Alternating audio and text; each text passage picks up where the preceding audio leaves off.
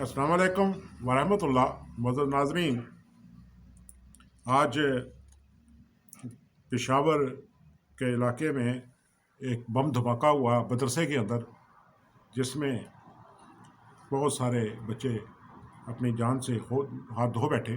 ये बड़ा अफसोसनाक और दिल दहला देने वाला वाक़या है कि ये जो दहशतगर्द हैं, जो जिन्हें छोटे मासूम बच्चों की कुर्बानी भी को भी कुर्बान करने में कोई भी किसी किस्म की उनको शर्म या हया या डर महसूस नहीं होता, बड़ी आसानी के साथ ये बच्चों तक को नहीं छोड़ते। और पिछले 2 महीने से इस तरह के वाक़यात बार बार हो रहे हैं, कभी कराची में, कभी कोयटा में, कभी पेशावर में, और कभी कभी और तकरीबन 2 दर्जन के करीब हमारी आर्मी के फ़ौज के दलेर फ़ौजी भी इन दहशतगर्दों का शिकार हो चुके हैं। इसकी वजह सिर्फ एक है कि मैंने पहले भी एक प्रोग्राम में कहा था कि जब तक इन पौधों की जड़ों को ना काटा जाए, उस वक्त तक ये मामलात जो है ये थोड़ी देर के लिए दब तो सकते हैं, लेकिन ये ख़त्म नहीं हो सकते। और बड़ा अरसा हो चुका है दारुल फसाद में ऑपरेशन रद्दुल फसाद हो रहा है। अब रद्दुल फसाद हो रहा है, मुद्दतें गुजर गई और कुछ अरसे के बाद फिर धमाका हो जाता है, फिर हो जाता है। और ये मुअज़्ज़ज़ नाज़रीन, ये एक ऐसी हकीकत है जिसे कोई ज़ी अक्ल नहीं झुटला सकता कि दारुल अमन को दारुल फसाद में तब्दील करने वाले फसादी होते हैं।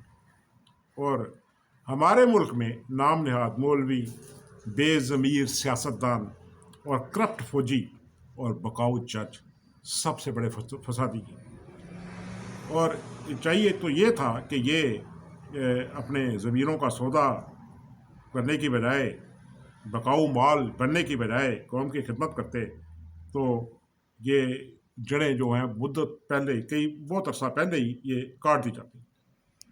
जैसा कि मैंने जिक्र किया है कि ये जो नामनाद मौलवी, बेज़मीर सियासतदान और करप्ट फौजी जर्नैल और ये जो बकाऊ जज हैं, ये फसादी हैं। और फसादियों के मुताल्लिक़ अल्लाह ताला कुरान मजीद में फरमाता है, उसका मैं सूरह माइदा की आयत 34 में, तो उसका मैं आपके सामने तर्जुमा पेश कर देता हूँ।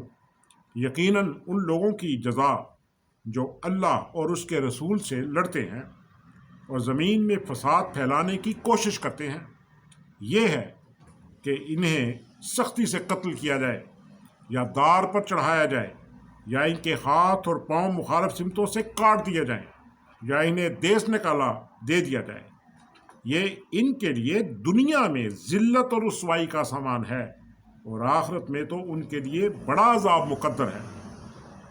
अब ये जो फसादी जिनकी तारीफ़ मैंने पहले की है और अल्लाह ताला ने उनकी सज़ा भी बयान कर दी है, तो अब मैं ये एक सवाल अपनी कौम के सामने रखता हूँ। है कोई हमारे मुल्क में जो इन नाम नहाद मौलवियों, बेज़मीर सियासतदानों, करप्ट फौजियों और बकाऊ जजों के खिलाफ ऑपरेशन रद्दुल फसाद पुरानी हुक्म के मुताबिक कर सके? अगर नहीं तो ऑपरेशन रद्दुल फसाद भी फसाद के ज़ुमरे में आएगा और इसका अंजाम भी ज़िल्लत और रुसवाई का सामान बनेगा। मुअज़्ज़ज़ नाज़रीन, अल्लाह ताला ने जो फसादियों के लिए सज़ा तजवीज़ की है, अगर ये अरसा पहले कर दिया जाता तो ये इस तरह के वाक़यात, ये नन्हे मुन्ने मासूम बच्चे, बेकसूर इनोसेंट लोग घरों के अंदर ना मरते, ना कोयटा में मरते, ना फौजी जवान मरते, और अमन होता, क्योंकि अमन ही ज़िंदगी देने वाली चीज़ है। फसाद तो बहरहाल फसाद ही होता है जिसके नतीजे में शर फैलता है, और जब शर फैलता है तो हर चीज़ ही कत्ल होती है। तो काश हमारे अरबाब इख्तियार इस पर कुछ सोच लें। अगर ये ना रुके तो ये और बढ़ेगा, ये चलता जाएगा और ज़िल्लत और रुसवाई का सामान मज़ीद बनता चला जाएगा।